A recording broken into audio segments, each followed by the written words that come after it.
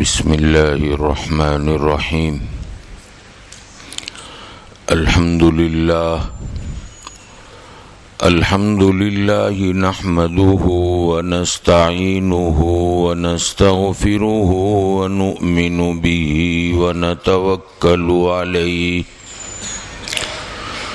ونعوذ باللہ من شرور انفسنا ومن سیئات اعمالنا ونعوذ باللہ من شرور انفسنا ومن سیئات اعمالنا من يهده الله فلا مضل له ومن يضلله فلا هادي له ونشهد أن لا إله إلا الله وحده لا شريك له ونشهد أن سيدنا ونبينا ومولانا محمدا عبده ورسوله صلى الله تعالى عليه وعلى آله وأصحابه وبارك وسلم تسليما كثيرا كثيرا اما بعد اعوذ باللہ من الشیطان الرجیم بسم اللہ الرحمن الرحیم اقرأ باسم ربک الذی خلق خلق الانسان من علق اقرأ وربك الأكرم الذي علم بالقلم علم الإنسان ما لم يعلم صدق الله العظيم قال النبي صلى الله تعالى عليه وسلم نعمتان مغبون فيهما كثير من الناس الصحة والفراغ رواه البخاري أو كما قال عليه الصلاة والسلام وقال عليه الصلاة والسلام خيركم من تعلم القرآن وعلمه او کما قال علیہ الصلاة والسلام محترم و مکرم علماء کرام اور عزیز دوست اور بزرگوں، حق تبارک و تعالی نے ہر انسان کو کچھ چیزوں سے نوازا ہے جس کے ذریعے سے یہ کسی شے کو، کسی چیز کو پہچان پاتا ہے۔ ایک تو اللہ نے ہر ایک کو حواس خمسہ عطا فرمائے۔ حواس خمسہ کہتے ہیں ہاتھ کو، آنکھ کو، ناک، زبان، کان، یہ 5 چیزیں ہیں۔ یہ 5 چیزیں اللہ نے عطا فرمائی۔ آدمی جو ہے اگر آنکھوں سے نابینا ہو اور ماں کے پیٹ سے نابینا پیدا ہوا، اگر اس نے آپ سے کہا کہ میرے لیے کپڑا لے کر آنا، آپ نے سوچا کہ یہ تو نابینا ہے، اس کو کیا پتہ چلے گا، میں کاغذ ہاتھ میں دے دیتا ہوں، آپ نے کہا لو یہ کپڑا، تو ہاتھ لگاتے ہی کیا کہے گا، بیوقوف سمجھتے ہو، میری آنکھیں نہیں ہیں، عقل تو ہے۔ اسی طریقے سے آدمی جو ہے کوئی چیز منہ میں لینے سے اس کے ٹیسٹ کا پتہ لگا لیتا ہے کہ یہ میٹھی ہے، کھٹی ہے، پھیکی ہے، کڑوی ہے، کیا ہے۔ ناک میں جو ہے اس کی خوشبو پاس ہوا کسی کے گھر کے پاس سے اور جو ہے کھانے کی خوشبو آئی تو اندازہ لگا لیتا ہے کہ یہ دال کی خوشبو ہے یا بریانی کی خوشبو ہے۔ کان سے جو ہے سن کر پتہ لگا لیتا ہے، گھر کے نیچے سے جو ہے اگر کسی کی آواز آئی تو پہچان لیتا ہے کہ یہ تو سلیم بھائی کی آواز ہے، یہ تو میرے بیٹے کی آواز ہے، یہ میرے بھائی کی آواز ہے۔ اسی طریقے سے آنکھ کے ذریعے سے دیکھ کر پتہ لگا لیتا ہے کہ میرے گھر میں کون سا کلر کیا ہوا ہے، وائٹ کیا ہوا ہے، گرے ہے یا گرین ہے۔ تو یہ حواس خمسہ کہلاتے ہیں۔ یہ حواس خمسہ جہاں کام کرنا چھوڑ دیتے ہیں وہاں پھر عقل کام کرنا شروع کرتی ہے۔ آنکھ نے تو کہہ دیا کہ یہ کلر پیلا ہے، اب یہ پیلا بنا کیسے، کون سے کلر کتنے پرسنٹیج اندر ملائے گئے تب جا کر یہ ٹون آیا ہے۔ اب عقل کی ضرورت پڑی۔ شربت پیا آپ نے، اندازہ لگا لیا کہ یہ کھٹا ہے، لیمبو کا استعمال ہوا ہے۔ لیمبو کیا چیز ہے اور کس طرح سے یہ اگتی ہے زمین میں اور اس کے لیے کیا پروسیس ہوتا ہے، وہاں اب عقل کی ضرورت۔ اور عقل جہاں کام کرنا چھوڑ دیتی ہے وہاں وحی کی ضرورت پیش آتی ہے۔ آج کل لوگ جو کہتے ہیں بات سمجھ میں نہیں آئی، تو نے جو ہے سرے خم اپنے آپ کو ایمان اور دین پر جو ہے جھکایا نہیں، تیری سمجھ میں کیا آئے گا؟ تیری عقل کا دائرہ ایک محدود ہے، محدود دائرے میں تو کیا سوچ سکتا ہے؟ تو وحی کی ضرورت کب پیش آئی؟ جہاں عقل نے کام کرنا چھوڑ دیا۔ نبی کریم صلی اللہ تعالی علیہ وسلم غار ہیرا میں تنہائی میں اللہ کی یاد میں بیٹھے رہتے تھے۔ 40 سال کی عمر مبارک ہوئی، جبرائیل امین آئے اور کہا اقرا، پڑھیے آپ۔ امام بخاری علیہ الرحمہ نے بیان فرمایا کہ جبرائیل امین نے اقرا کہا، جواب میں پیارے آقا نے فرمایا ما انا بقارئین، میں پڑھا ہوا نہیں ہوں، تو دبایا، اپنے سینے سے دبایا۔ اور امام بخاری فرماتے ہیں کہ حضور نے فرمایا یہ میرے لیے بڑا مشکل تھا، چھوڑا، پھر کہا اقرا ما انا بقارئین۔ تیسری مرتبہ یہاں جو ہے شراح حدیث نے لکھا کہ سرکار دو عالم صلی اللہ علیہ وسلم کو 3 مرتبہ جبرائیل نے کیوں دبایا ہے؟ اللہ چاہتا تو پہلی مرتبہ میں زبان مبارک سے کلام پاک جاری کر دیتے، 3 مرتبہ کیوں دبا؟ شراح فرماتے ہیں کہ اس میں اشارہ ہے اس بات کی طرف کہ آپ کی امت کو قرآن کریم کے سیکھنے میں بڑی تکلیف اور بڑی مشقت ہوگی، لیکن آپ کی امت کو یہ اٹھانی پڑے گی۔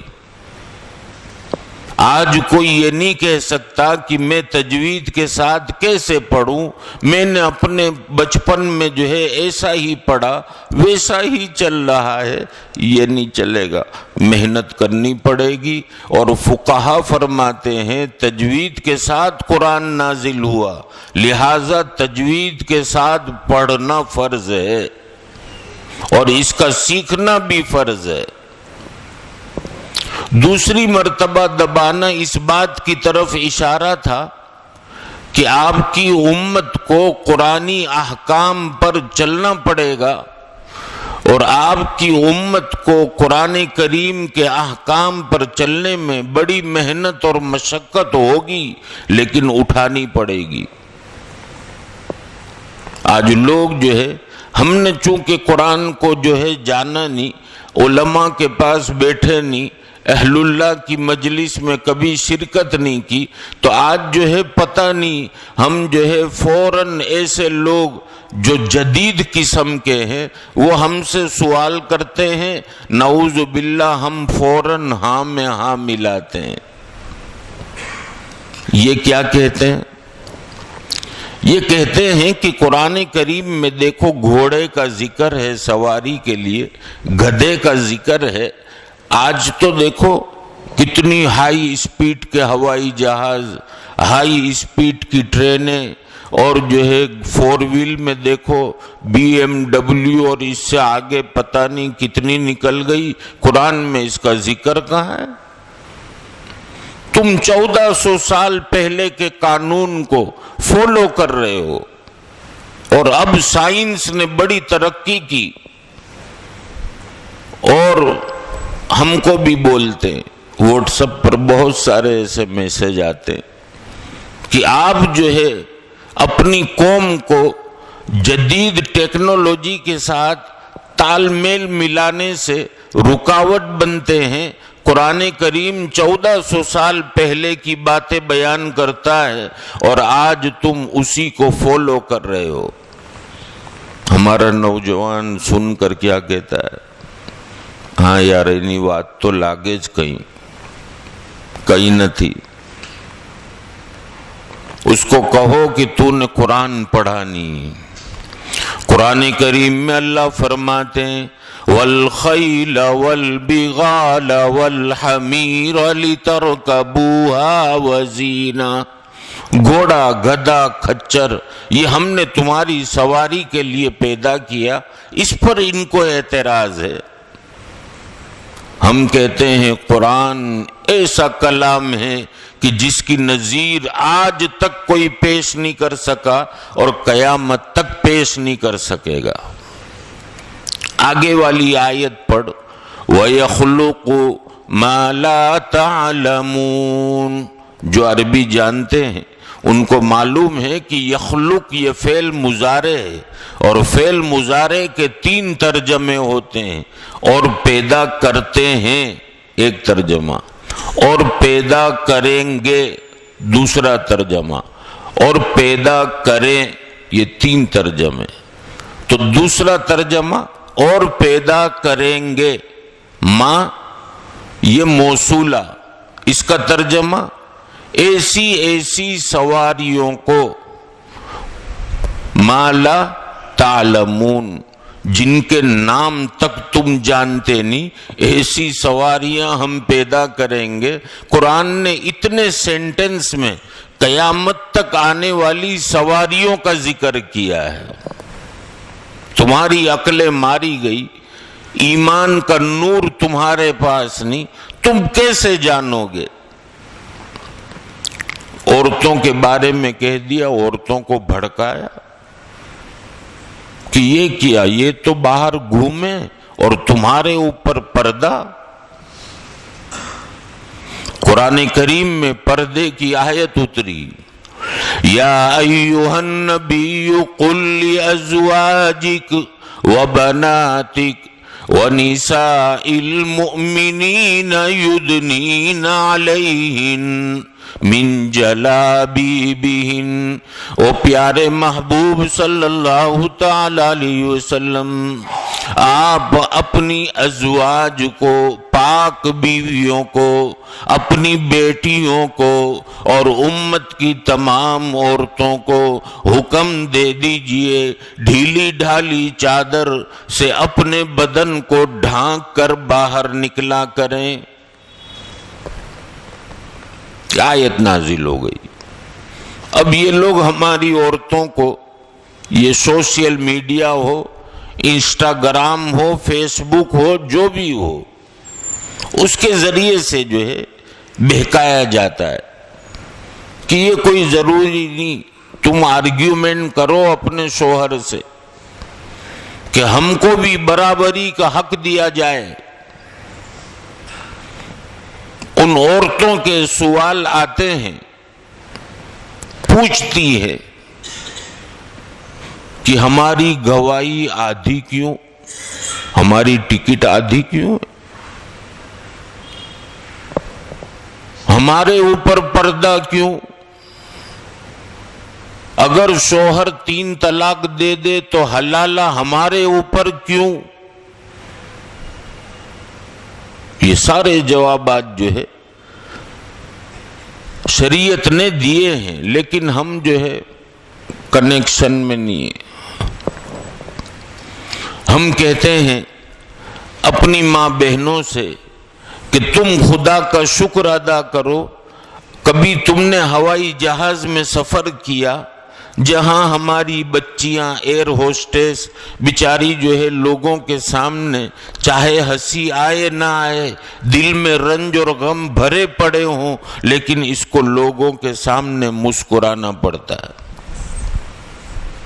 اگر ان سے پوچھا جائے کہ پیاری بیٹی بتاؤ یہ ڈیوٹی تم کو کیسی لگ رہی ہے، تو وہ اپنے دل سے یہ جواب دے گی کہ وہ عورتیں خوش نصیب ہیں جن کو صرف ایک شوہر کو راضی کرنا پڑتا ہے، ایک شوہر کے سامنے مسکرانا پڑتا ہے.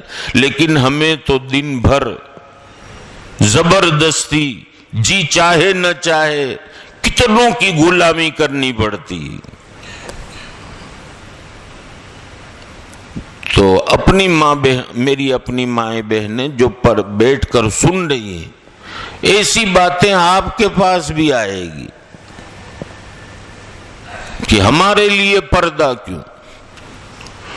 حدیث شریف میں حضرت ام خلاد کا واقعہ ابو داود میں نقل کیا گیا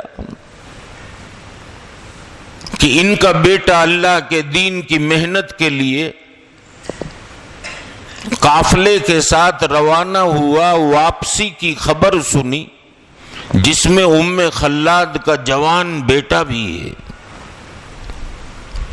جب واپسی کی خبر سنی، ماں ہوتی ہے کہ میرا بیٹا اتنی مدت بعد آئے گا، آج تو بیٹے کا چہرہ دیکھنے کو ملے گا. جتنی مائیں ہیں وہ جانتی ہے کہ بیٹے اور بیٹی کی کتنی چاہت اور کتنی ممتا ماں کے دل میں ہوتی ہے. ام خلاد بھی ایک ماں تھی. مدینے کے باہر نکلی، قافلہ قریب آیا، نبی کریم صلی اللہ تعالی علیہ وسلم سے پوچھا پیارے محبوب آپ خیریت سے ہیں؟ میرا بیٹے نے آپ کا پورا ساتھ دیا. ہاں. کہاں ہے میرا بیٹا؟ تیسرے نمبر پر کہاں ہے میرا بیٹا؟ حضور نے فرمایا شہید ہو چکا. یہ ماں کے ارمان کیا تھے اور یہاں سن لیا شہید ہو گیا. پوچھا اللہ کے رسول میرے بیٹے کی میت کو ساتھ میں لائے ہو یا وہیں دفن کر دیا؟ کہا ساتھ میں لائے. ام خلاد مسجد نبوی کے دروازے پر کھڑی ہے. صحابہ نے کہا اللہ کے رسول صلی اللہ علیہ وسلم ام خلاد اپنے بیٹے کا چہرہ آخری مرتبہ دیکھنا چاہتی ہے، کیا کریں، اجازت دیں؟ حضور نے فرمایا دے دو. صحابہ کرام نے کہا اللہ کے رسول صلی اللہ علیہ وسلم بہت زیادہ زخم ہے، یہ ماں ہے برداشت نہیں کر پائے گی، کرنے اجازت دے دو. ام خلاد آئی. صحابہ کرام میں سے کسی نے ان کے بیٹے کے چہرے سے کپڑا ہٹایا اور کہا کہ یہ آپ کا بیٹا. ام خلاد کھڑی رہی، انا للہ و انا الیہ راجعون پڑھی اور کہا کہ پیارے بیٹے تو نے شہادت کے برکت سے جنت حاصل کر لی اور تیری ماں نے تیری شہادت پر صبر کر لیا، اللہ تیری ماں کو بھی جنت دے دے. یہ کہہ کر ڈھانک دیا. چہرے پر برقع ہے، چادر ہے ہٹائی نہیں. تو وہ دو صحابی آپس میں کہہ رہے ہیں عجیب ماں، ہم تو کیا سمجھے تھے کہ کیا ہوگا، روئے گی چلائے گی، لیکن اس نے تو چہرے پر سے کپڑا بھی نہیں ہٹایا. ام خلاد نے یہ الفاظ سن لیے، کہا میرے بھائیو، میرا بیٹا شہید ہوا، میری شرم اور حیا شہید نہیں ہوئی. تو میں اپنی ماں بہنوں سے کہتا ہوں کہ پردے میں جو آپ کے لیے فائدے شریعت نے رکھے ہیں، یہ ان کی آنکھیں دیکھ نہیں سکتی، مشاہدہ نہیں کر سکتی. جو بچیاں پردے کا اہتمام کر رہی ہیں، حق تعالی کی طرف سے ان کے چہرے پر عجیب نورانیت اور عجیب گلو آتا ہے. لوگ اس سے پوچھتے ہیں کہ کون سی برانڈ کا کریم آپ یوز کر رہے ہیں. کوئی کریم نہیں، یہ پیارے آقا کی سنت کی برکتیں ہیں. آج جن بچیوں نے پردہ چھوڑا اور جن ماں باپ نے اپنی بچیوں کو جو شادی کی عمر کو پہنچ گئی یہ کہہ کر روکا کہ ابھی برقع نہیں ورنہ تم کو کوئی دیکھے گا نہیں تو رشتہ آئے گا کیسے، آج بھی وہ بچیاں پریشان. شادی ہو بھی گئی، میں جو ہے کوئی اگر ایسی تکلیف میں ہو تو یہ مت سمجھنا کہ یہ بھی ایسا ہی، میں ایک قاعدہ کلیہ بیان کر رہا ہوں. جن کی شادی ہو بھی گئی لیکن وہ بچیاں اپنے ماں باپ کو آ کر کہتی امی میری ساس کے دل میں میری نفرت، میرے سسر کے دل میں میری نفرت، حالانکہ دن بھر کام کرتی ہوں، پتہ نہیں یہ نفرت آئی کہاں سے. قرآن کریم میں اللہ فرماتے ہیں کہ جو بندہ اللہ کی احکام کو چھوڑتا ہے، پیارے آقا کے طریقوں کو توڑتا ہے، اللہ اس کی طرف غصے والی نظر کرتے ہیں. اور جب اللہ کی غصے والی نظر ہو گئی تو ساری دنیا کی انسانیت جو دیکھتا ہے نفرت کرتا ہے. میں اس کی مثال دوں، کبھی کبھی ہمارے سامنے بھی کوئی ایسا معاملہ پیش آ جاتا ہے، کوئی ہم سے پوچھے کہ مولانا آپ اس سے ناراض کیوں ہیں، اس نے بیچارے نے آپ کا بگاڑا کیا، تو مولانا بھی جواب میں کہتے ہیں ہاں بیچارے نے کچھ نہیں بگاڑا، لیکن بس قدرتی دیکھتا ہوں نہ غصہ آتا ہے. اب باپوؤں کے چکر میں پڑا، اور عاملوں کا بھی اللہ بھلا کرے، جانتے ہوں نہ جانتے ہوں امت کو دھوکے میں رکھ دیتے ہیں اور کہتے ہیں کہ کسی نے ایسا کیا کہ اس کا رشتہ ہی نہ ہو، رشتہ باندھ دیا ہے. حالانکہ ہم سب نے پڑھا کہ بچہ جب ماں کے پیٹ میں ہے اللہ نے طے کر دیا اس کا جوڑا کیا ہے. ہر ماں باپ کو اللہ پر یقین ہونا چاہیے کہ میری بچی اور میرے بچے کا جہاں جوڑا ہے اللہ وہاں کرے گا. اب وہ عافیت اور آسانی سے ہو جائے اس کے لیے دعا کرو. ہمارے حضرت اس کے لیے سورہ مریم بتلاتے کہ سورہ مریم کی تلاوت کرے، اللہ بہتر رشتہ ملائیں گے. تو خیر برابری، اب اس میں وقت زیادہ ہو جائے گا. برابری جو ہے اس کا نعرہ لگا سوشل میڈیا پر، تو ہم بھی کہتے ہیں کہ ہاں ٹھیک ہے تم کہتے ہو برابری، ہم بھی تیار ہیں، لیکن تم پہل کر دو. پہلی برابری یہ ہے، ہم پوچھیں گے تمہارے یہاں بچے کتنے ہیں، تو کہے گا مولوی صاحب مارا تھا 4-6. اچھا تو હવે આપણે બરાબરી કરવી છે. اب تمہارے پیٹ سے 4 بچے پیدا کرو تو ہم مانیں کہ تم برابری کے دعوے میں سچے ہو. ارے مولانا کوئی مرد کے پیٹ سے ہوگا؟ تو ہم بھی کہتے ہیں کچھ احکام عورتوں کے لیے خاص ہیں، کچھ مردوں کے لیے خاص ہیں، تم عورتوں کے معاملے میں کیوں ٹانگ اڑاتے ہو؟ تیسری بات جلدی نقل کر بات ختم کرو کہ عورتوں کی گواہی آدھی کیوں؟ کئی عورتیں تو اتنا خراب جو ہے پرچیوں میں لکھ کر بھیجتی ہے کہ ہم کو چھوٹا بچہ سمجھا ہے، بچے کی ٹکٹ بس میں آدھی ہوتی ہے، ہماری آدھی، ہم چھوٹے ہیں، میں اتنی پڑھی ہوئی ہوں، MBA ہوں، فلانی ہوں۔ نہیں میری بہن، تجھے غلط فہمی ہو گئی، ہم تو جو ہے شریعت نے تیری کمزور عقل کا لحاظ رکھا ہے، ناقصات العقل ہے، کمزور عقل والی۔ اب کمزور عقل کی میں مثال دے دوں تو زیادہ لمبی تفصیل کرنی نہیں پڑے گی۔ جن کی بیویاں ہیں وہ جانتے ہوں گے کہ ایک دن پانی نہیں آیا پینے کا تو کتنے لوگوں کو یہ فون کرتی ہے، تمہارا تائیو، اپنی ماں کو، اپنے باپ کو، حتیٰ کہ فورین میں کوئی رہتا ہے اس کو کہ آجے تو پانی نہ تھایو۔ اب اگر آپ پوچھ کر یوں کہو کہ کیا آج پینے جتنا نہیں ہے تو میں لے کر آؤں، کہ نہیں ہم تو کال ہودی چالے اٹلو، تو تھوڑی سی ٹینشن یہ برداشت نہیں کرتی، یہ سب میں شیئر کرتی ہے۔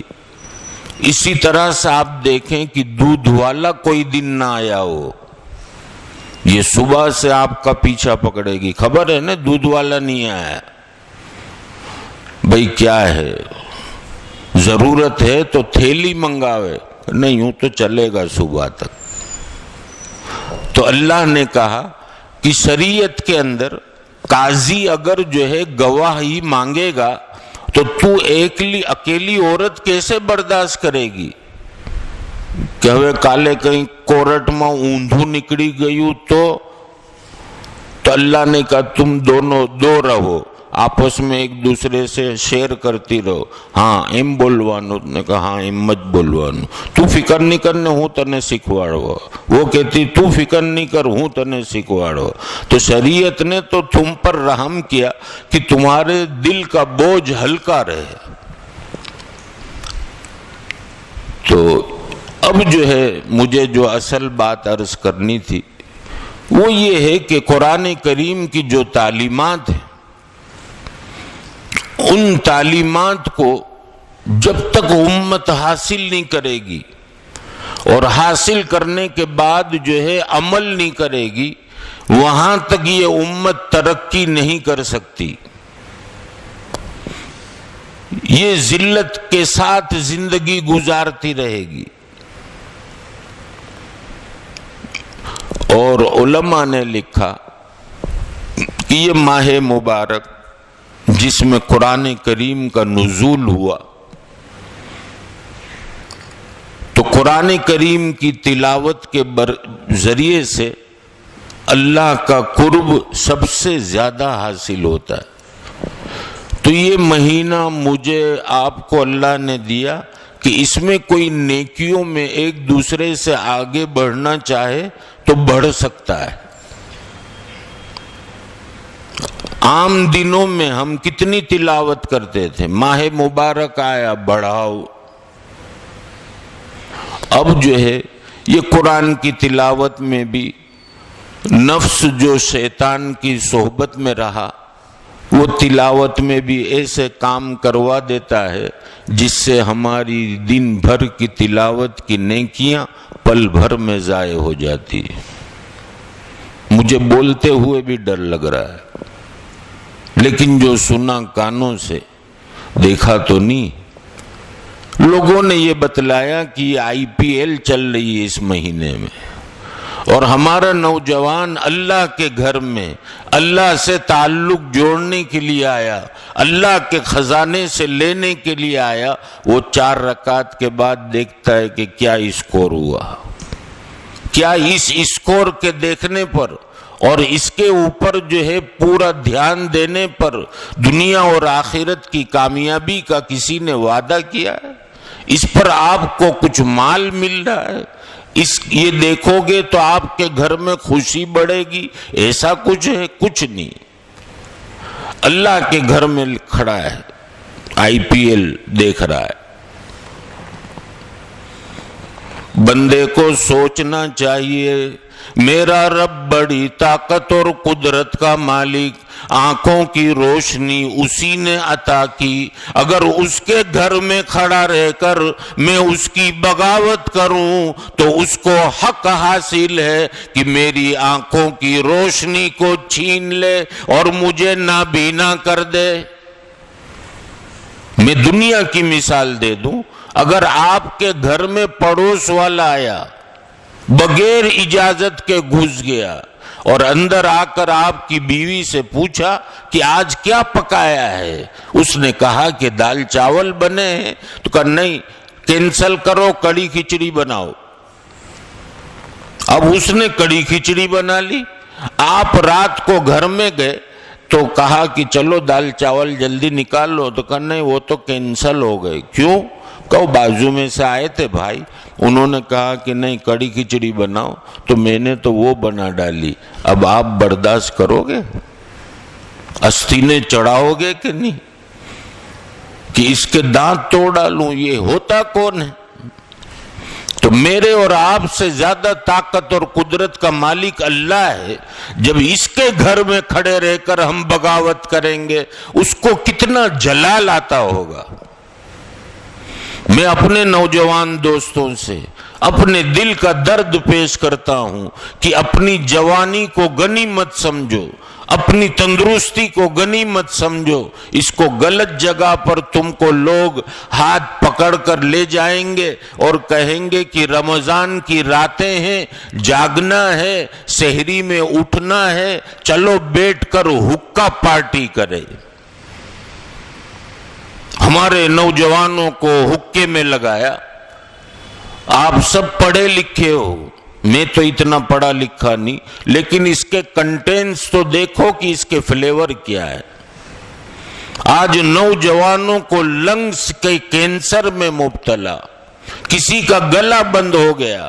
یہ بے ایمانوں کی سازش ہے کہ ایمان والوں کے نوجوانوں کو اتنا کمزور کر دیا جائے کہ ان کی آنے والی نسل کبھی ہمارے سامنے کھڑی نہ رہ سکے۔ ہمارا نوجوان مان رہا ہے ان کی۔ بال کیسے رکھیں، نہ قرآن سے پوچھتا ہے، نہ پیارے آقا کی حدیث کو دیکھتا ہے، یہاں سے بڑے رکھے، یہاں کٹے ہوئے ہیں۔ او میرے بھائی، اللہ کا واسطہ ایسے بال نہ رکھ، تجھے معلوم ہے یہ ایسے بال کس کے ہوں گے؟ یہ یہودیوں نے باقاعدہ ہمارے قرآن کا مطالعہ کیا ہے، اور جیسے بالوں پر وعید آئی ہے ایسے ہی بال ہمارے پاس رکھوا ہے۔ جیسے کپڑوں پر اللہ کی لعنت اتری ہے، وہی کپڑے ہمارے اور ہماری بچیوں کو پہنائے۔ آج ہمارا نوجوان بچہ گھر کے اندر ہاف پینٹ پہن رہا ہے، سطر کھلا ہوا، نہ ماں کی شرم ہے نہ باپ کی شرم ہے۔ ہمارے بچوں کو بے شرم بنانے کے لیے یہ ساری تدبیریں ہو رہی ہے۔ تو آپ نے پرسوں تراویح میں 29واں پارہ سنا ہوگا، اللہ فرماتے ہیں خذوہ فغلوا ثم الجحیم صلوا، ان کو پکڑو، زنجیروں سے باندھو، اوندھے منہ جہنم میں ڈالو۔ اب یہ اوندھے منہ کیسے گرے گا؟ تو مفسرین لکھتے ہیں کہ یہاں کے سب بال ختم، یہاں کے بڑے بڑے ہوں گے تاکہ فرشتہ ایسے پکڑ کر لائے۔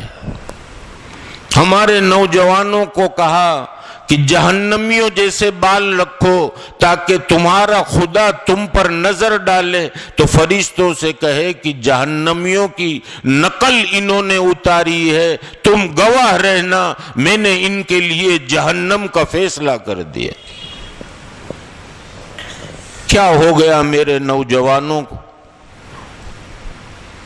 آج نہ ماں کی درد بھری آواز اس کے کان میں پڑتی، نہ باپ کے رونے پر اس کو رحم آتا ہے۔ کبھی سوچتا نہیں کہ میری یہی ماں ہے کہ جس نے بچپن میں رمضان کا مہینہ آتا تھا، ماں پہلے میرے کپڑوں کا انتظام کرتی تھی، خود پرانے کپڑے پہنا کرتی تھی۔ یہی میرا باپ ہے کہ اپنے پرانے کپڑوں میں عید کر لیتا تھا، میرے لیے نئے کپڑے لایا کرتا تھا۔ آج باپ ڈائیبٹیز کی بیماری میں ہے، بیٹے کو کاروبار سپرد کر دیا، دوا ختم ہو چکی، بیٹا دوا لے کر آ، میری طبیعت سنبھل نہیں رہی، ہاں لاؤں گا، بھول گیا۔ اس کو پتہ نہیں باپ پر کیا بیت رہی ہے۔ اور جو ظلم بیٹا آج اپنے باپ پر اور اپنی ماں پر کر رہا ہے، اس کو یاد رکھنا چاہیے کہ آنے والے دنوں میں تیرے ساتھ بھی ایسا ہی معاملہ کیا جائے گا۔ تجھے تھوڑا سا جو ہے جوانی کی طاقت آ گئی، تو اکڑنے لگا، تھوڑا سا مال آ گیا، تیرے اندر اکڑ آ گئی، اللہ اللہ کرتا رہے، ورنہ جو ہے کب کنارے لگ جائے گا پتہ نہیں چلے گا۔ میرے دوستو، یہ جان اللہ کی امانت، یہ بدن اللہ کی امانت، ہمارے نوجوانوں کو اسپیڈ میں گاڑی چلانے پر لگا دیا، بائک پر اسٹنٹ کر رہے ہیں۔ ارے میرے بچے، بھائی، بیٹے، تیرا باپ تیرے گھر پر فکر کر رہا ہوگا کہ میرا بیٹا ابھی آئے گا، اس کا چہرہ دیکھوں گا، اس کے ساتھ بات چیت کروں گا۔